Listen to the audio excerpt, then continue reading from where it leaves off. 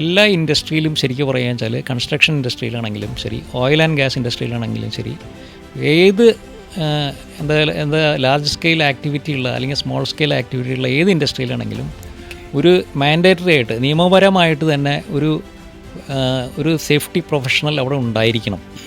ഇപ്പോൾ നമ്മളൊരു ഫാക്ടറി ആണെങ്കിൽ അവിടെ ഒരു സേഫ്റ്റി ഓഫീസർ ഉണ്ടായിരിക്കണം. ഒരു കൺസ്ട്രക്ഷൻ സൈറ്റ് ആണെങ്കിൽ അവിടെ ഒരു ഫയർ ആൻഡ് സേഫ്റ്റി ഓഫീസർ ഉണ്ടായിരിക്കണം. ഇത് മാൻഡേറ്ററി ആണ്. ഇൻഡസ്ട്രികളിൽ ചെല്ലുമ്പോൾ നമുക്ക് മനസ്സിലാവും ഗവൺമെൻറ് റൂളാണോ ഇത്, നിയമപരമായിട്ട് തന്നെ വേണം. അതായത് ഓയിൽ മൈൻ റെഗുലേഷൻ അനുസരിച്ച് എല്ലാ ഇൻസ്റ്റലേഷനിലും ഒരു സേഫ്റ്റി ഓഫീസർ ഉണ്ടായിരിക്കണം, ഒരു ഫയർ ഓഫീസർ ഉണ്ടായിരിക്കണം. ഓയിൽ ഇൻഡസ്ട്രി സേഫ്റ്റി ഡയറക്ടറേറ്റിൻ്റെ ഗൈഡ് ലൈൻസ് അനുസരിച്ചും സേഫ്റ്റി പ്രൊഫഷണൽസ് മാൻഡേറ്ററി ആണ്, സേഫ്റ്റി ടീം മാൻഡേറ്ററി ആണ്, സേഫ്റ്റി മീറ്റിംഗ്സ് മാൻഡേറ്ററി ആണ്. എല്ലാ മീറ്റിങ്ങുകളിലും ഫയർ ആൻഡ് സേഫ്റ്റി അല്ലെങ്കിൽ HSE പേഴ്സണിൻ്റെ സാന്നിധ്യം മാൻഡേറ്ററി ആണ്. ഓഫ് ഷോർ പ്ലാറ്റ്ഫോംസിൽ HSE മാനേജേഴ്സ് ഉണ്ട്, HSE ടീംസ് ഉണ്ട്. എല്ലാ സ്ഥലങ്ങളിലും HSE ടീമുകൾ പ്രവർത്തനത്തിൻ്റെ ഒരു ഭാഗമാണ്.